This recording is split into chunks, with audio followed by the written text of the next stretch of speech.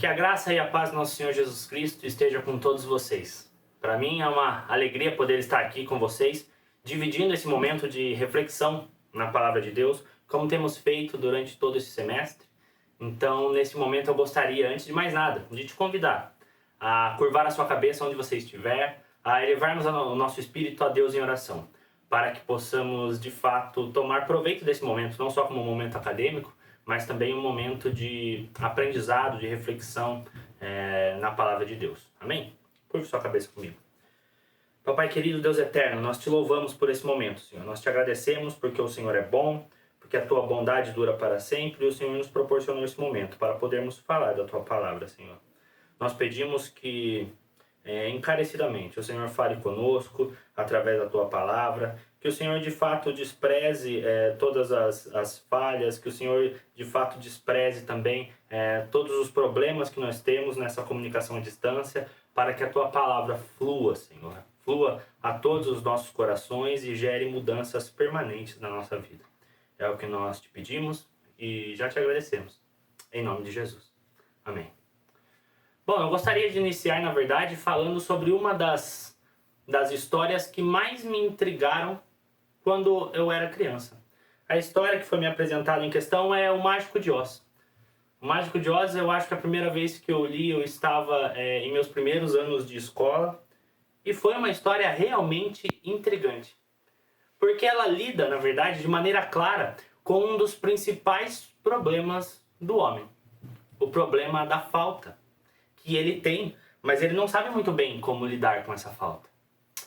Essa história descreve a vida e a aventura da pequena Dorothy. A Dorothy, ela sabe muito bem a falta que ela tem. Ela quer voltar para casa. Mas nessa aventura, nesse caminho, até chegar ao Mágico de Oz, que de fato poderia ajudá-la a voltar para casa, ela encontra outros amigos com outras faltas peculiares. Ela encontra, por exemplo, um espantalho que não tem cérebro. Ela encontra também o Homem de Lata, que não tem coração. E ela encontra um leão covarde, um leão que lhe falta coragem. E essa história, para mim, passou a fazer sentido conforme eu fui crescendo, porque fica muito claro a analogia que ela tem com a vida real. A analogia que ela tem com a falta que o ser humano sente de alguma coisa.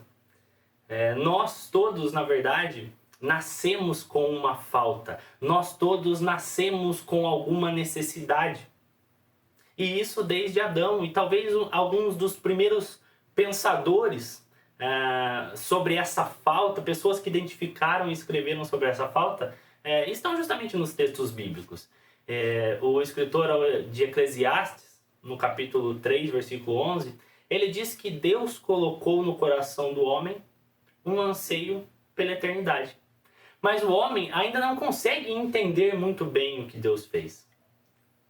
Então eu gostaria, de fato, explorar esta falta, explorar este vazio no coração do homem. Mas o texto que eu quero nos trazer à memória hoje e à reflexão parece ter sido escrito por um homem que conseguiu resolver o problema. Parece ter sido escrito por um homem que, de fato, preencheu essa falta.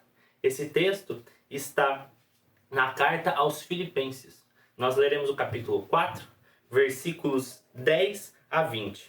Você pode ler na sua versão, que você estiver aí na sua mão. Eu escolhi aqui para nós lermos na versão da Nova Versão Transformadora.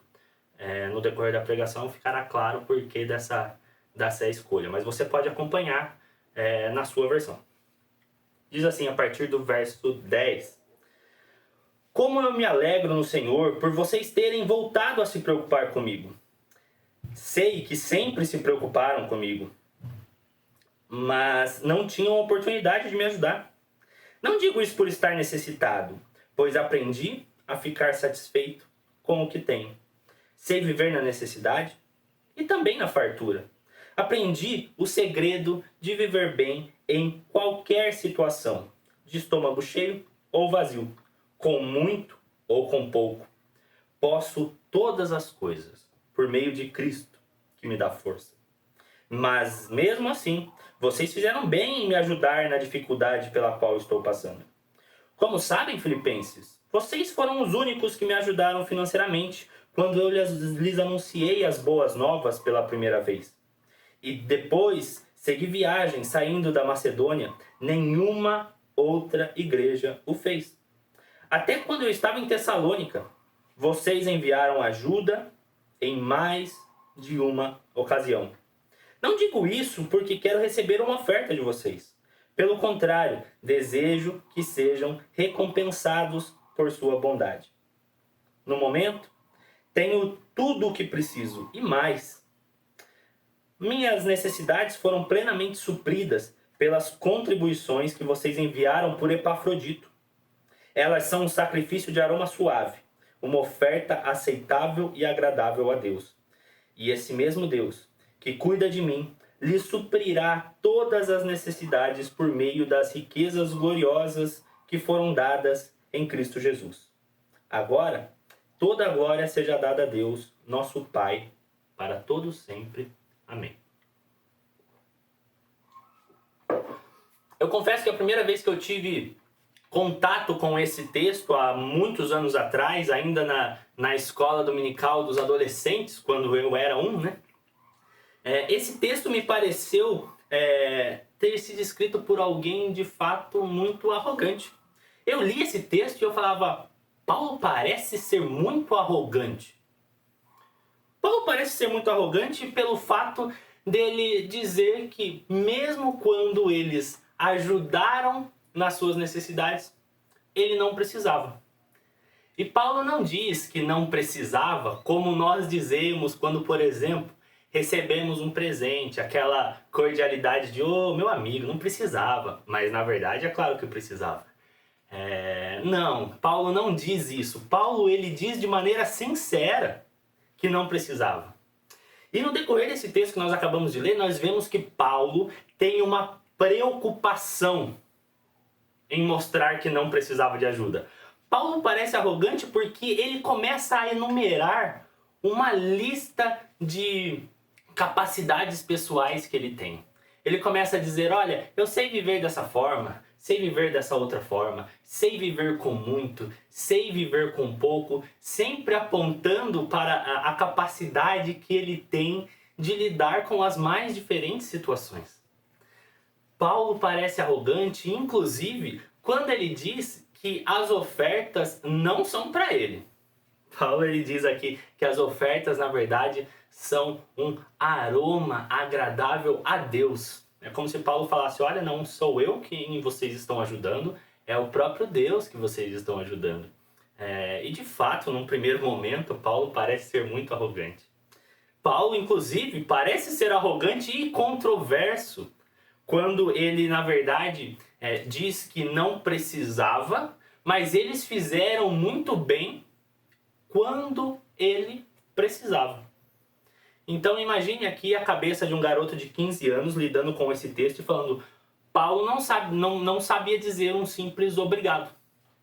Poxa, Paulo, era só dizer um obrigado. Não precisava se enrolar tanto aqui. Paulo, inclusive, ele diz em um dos textos, em uma parte dos textos, que ele fala que ele está totalmente suprido e agora ele procura, na verdade, uma recompensa para aqueles que doaram para ele. Então, de fato, Paulo parece soar muito arrogante, porque ele parece negar essa falta que nós temos.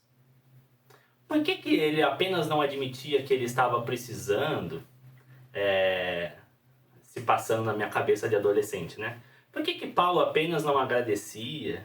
Por que Paulo parece a todo instante tentar negar uma falta que ele tem? Por que Paulo parece escrever nessa contradição? Aonde está a falta de Paulo que é intrínseca a todo ser humano? E quando eu digo que essa falta é intrínseca a todo ser humano, é porque nós sabemos, bíblica e historicamente, que o homem não é autossuficiente. O homem não consegue de fato se preencher. Não foi apenas os escritores bíblicos que perceberam essa falta que o ser humano tem. Se nós formos olhar na história do pensamento, nós veremos, por exemplo, grandes pensadores como Platão, que via o homem como que numa caverna e faltava a esse homem o conhecimento ideal. Esse homem tem uma falta de uma liberdade, de um relacionamento com o que de fato é ideal, é puro. Outros pensadores, na verdade, ainda na Grécia Antiga, vão olhar para essa falta e vão dizer: essa falta é a ausência de virtude, você precisa se desenvolver, você precisa criar novas capacidades, você precisa ser útil aos outros. Ainda outros pensadores, eles vão olhar para a questão dos próprios desejos. Alguns dizendo que essa falta, na verdade, só será suprida quando você conseguir saciar os seus desejos. Outros pensadores, pelo contrário, vão dizer que você se sentirá completo quando você negar todos esses desejos. Talvez uma das grandes perguntas da humanidade, desde os tempos mais antigos, é justamente por que o homem não é autossuficiente. O que é essa falta que existe no homem? Eu gosto muito de uma expressão de um filósofo já muito recente, pulando para a modernidade, Ortega y Gasset. Ele diz uma frase mais ou menos assim: eu sou eu e minha circunstância. Se eu não consigo salvar a minha circunstância, eu não consigo salvar a mim mesmo. E essa frase é ótima, porque ele admite de fato que o homem não é autossuficiente. Ele diz que o homem é afetado a todo instante pelas circunstâncias que estão em volta dele. O homem é afetado por questões econômicas, o homem é afetado por questões sociais, o homem é afetado por questões espirituais, emocionais, sentimentais, pessoais. E isso nós podemos confirmar na nossa própria vida. Quantas vezes nós estamos bem e uma circunstância adversa ocorre e isso nos desmorona? De fato, eu faço coro com Ortega y Gasset. O homem é ele e as suas circunstâncias. E daí nós conseguimos perceber como de fato esse texto é forte. Porque apesar de Paulo dizer que ele consegue viver em todas as circunstâncias, em nenhum momento Paulo as nega.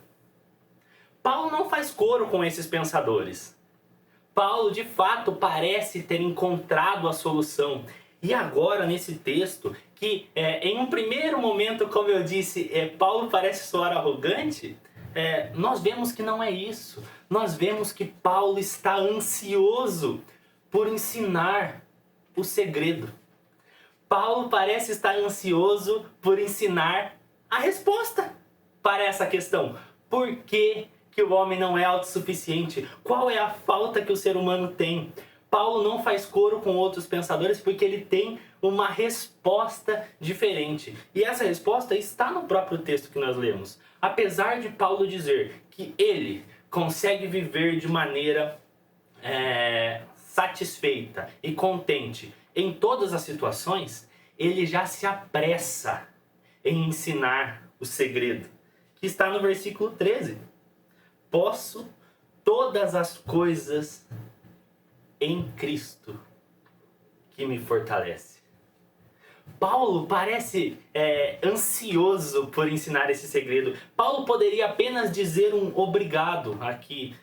Claro que poderia. E Paulo teria plenas capacidades de expressar uma gratidão pura, mas ele queria algo mais. Ele queria ensinar uma lição. Ele queria ensinar o segredo. Eu só consigo todas essas coisas em Cristo. Em Cristo. E talvez algo que nos fuja um pouco nesse discurso de Paulo, mas para os primeiros receptores dessa mensagem não fugiu, é como Paulo parece de fato se posicionar como alguém que quer responder a essa questão histórica. Quando Paulo fala de contentamento, Quando Paulo fala que aprendeu a viver satisfeito, ele usa a palavra grega autarquês. Autarquês, que significa autonomia, significa independência.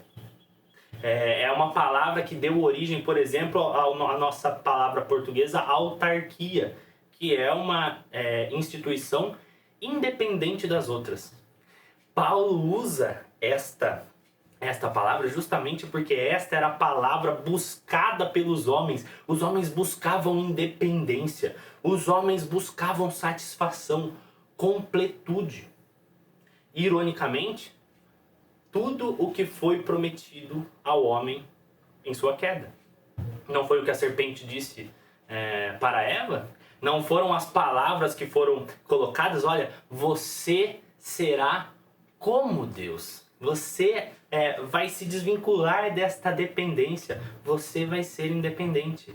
Mas Paulo usa esta palavra, que tem um significado de independência, para dizer que de fato ele era independente das circunstâncias, mas ele era totalmente dependente de Cristo. Paulo parece querer ensinar esse segredo, que não está nele o lidar com as circunstâncias. Por ele mesmo, ele não teria capacidade alguma. É apenas em Cristo que o fortalece, que ele consegue viver. Cristo é a solução, Cristo é a resposta, Cristo é o segredo de Paulo para uma vida completa. Perceba, o escritor aos Eclesiastes, ele diz que Deus colocou no coração do homem o desejo pela eternidade. Ora, Cristo tem palavras de vida eterna. Então, de fato, Cristo é o único que pode suprir este vazio. Cristo é o único que pode suprir esta falta. Cristo é o que falta ao homem. E é isso que Paulo quer ensinar. É este o segredo de Paulo. Quando Paulo diz que aprendeu a viver em todas as situações, ele não está dizendo que o poder está nele. Ele está dizendo que ele só consegue porque está em Cristo. Por isso que ele consegue dizer para os filipenses: e esse mesmo Deus suprirá todas as necessidades de vocês em Cristo Jesus. E isso é maravilhoso, porque nós podemos ver que desde Adão até o último homem, até os nossos dias atuais e até quando Cristo vier, Cristo nos preenche. Enquanto a humanidade procura em diversos refúgios encontrar a sua completude, preencher este vazio, Paulo nos diz que Cristo nos preenche. É apenas Cristo que nos preenche. É apenas Cristo que consegue dar a nós esta independência das circunstâncias. É por isso que no ministério de Cristo, enquanto os discípulos estão preocupados com o que comer, o que beber, o que dar para a multidão, o que fazer, como pagar os seus impostos, Jesus está de fato ensinando: não, isso não vai te suprir a falta que você tem. Cristo apenas nos preenche. É essa a lição do texto de Paulo. E de fato, o que nós podemos olhar aqui é que Paulo ele quer incentivar os filipenses a viver da mesma forma. Paulo quer incentivar os filipenses a serem preenchidos apenas por Cristo. E ele também quer ensinar, pela graça de Deus, a mim e a você. Nós precisamos aprender que apenas Cristo nos preenche. Nós precisamos aprender que as circunstâncias não podem ser determinantes na vida de um cristão.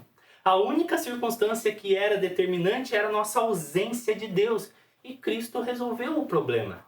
Cristo preencheu todas as coisas. E agora nós temos paz com Deus. E a nossa missão com isso não é apenas entender que Cristo nos preenche e procurar uma série de aplicações individuais e pessoais para a nossa vida, não que não sejam importantes, mas essa não é toda a missão da igreja. A missão da igreja é de fato fazer como Paulo, É estar ansioso por ensinar ao mundo o segredo. É estar ansioso por dizer ao mundo, você está procurando se preencher? Somente Cristo nos preenche. A igreja precisa viver e agir de uma tal forma que diga ao mundo que Cristo nos preenche. No meio de uma pandemia que nós estamos passando, Cristo nos preenche. No meio de uma crise econômica a qual vivemos, Cristo nos preenche. Em meio às dificuldades, em meio às lutas, em meio às tribulações, Cristo nos preenche. No momento de paz, no momento de alegria, no momento de facilidade, Cristo ainda nos preenche. O cristão, ele é alguém que foi de tal forma preenchido por Cristo, que as circunstâncias já não o afetam tanto quanto afetam os seres humanos que estão ainda separados de Cristo, que sentem essa falta. Dessa forma, nós podemos ver que se, por exemplo, para a Dorothy faltava uma casa, se para o espantalho faltava um cérebro, se para o homem de lata faltava um coração, se para o leão faltava coragem, a igreja é aquela que diz ao mundo que ao homem o que falta não são apenas governos bons. Ao homem o que falta não é paz. Ao homem o que falta não é prosperidade. Ao homem o que falta é o próprio Cristo. Cristo nos preenche. E por isso que eu termino com a frase de outro pensador cristão que também abordou a falta humana de uma maneira muito peculiar. Agostinho de Hipona, em suas Confissões, logo no início ele diz uma frase que me marcou desde que eu a li pela primeira vez. Ele diz: criaste-nos para vós, e a nossa alma está inquieta, enquanto não descansar em vós. Cristo nos preenche, e somente Cristo nos preenche. Com Cristo podemos todas as circunstâncias. Sem Cristo, nenhuma das circunstâncias é capaz de nos preencher. Por isso que Paulo termina dizendo: a graça ao nosso Deus e Pai seja a glória para todos sempre. Amém. Amém. Curve sua cabeça, vamos fazer uma última oração. Papai querido, obrigado pela tua palavra. Obrigado pela tua boa mão. Obrigado porque o Senhor tem nos sustentado. Obrigado porque o Senhor é suficiente. Obrigado porque o Senhor nos preenche. Obrigado porque de fato o Senhor preencheu o vazio do nosso coração que nós, tão ansiosos, procuramos preencher com outras coisas, Pai. Continue nos ensinando, continue nos guiando, continue nos sustentando e nos preenchendo. Mas, Pai, também nos impulsione a falar ao mundo de uma maneira convicta. Nos impulsione a falar ao mundo de uma maneira sincera e direta que Cristo é o único que pode preencher o vazio do homem, Pai. Tire de nós toda a timidez. Tire de nós, Pai, toda a dúvida do nosso coração, para que possamos de fato viver e pregar a certeza até que o Senhor volte. Em nome de Jesus. Amém. Amém. Obrigado a todos os irmãos.